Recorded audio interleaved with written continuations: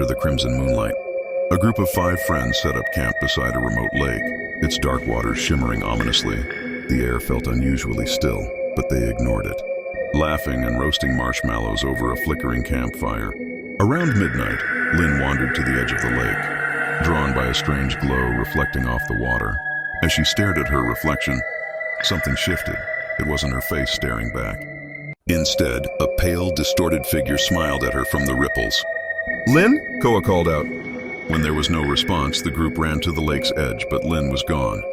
Her flashlight lay abandoned on the ground, its beam pointing toward the eerily still water. Panicking, the friends began searching the area, but only eerie silence answered their calls.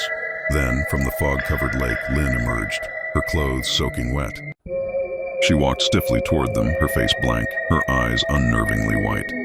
"Lynn?" one of them whispered, but Lynn didn't respond. Instead, she pointed a trembling finger at the lake.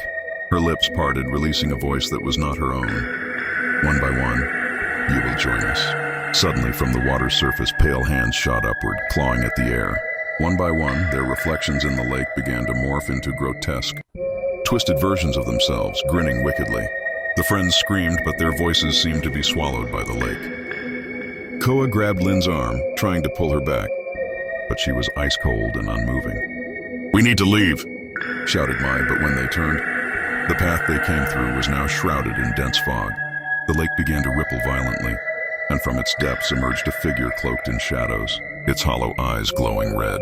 It extended a skeletal hand toward them, whispering, "Your souls are mine." One by one, their shadows were pulled into the water, even as their bodies remained frozen on the shore. As the first rays of dawn pierced through the fog, the lake became calm once more, and the campsite was empty. No sign of the friends, only the faint echo of laughter carried by the wind.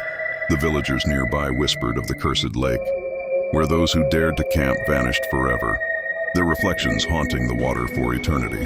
And under the blood-red moon, the lake waited for its next visitors.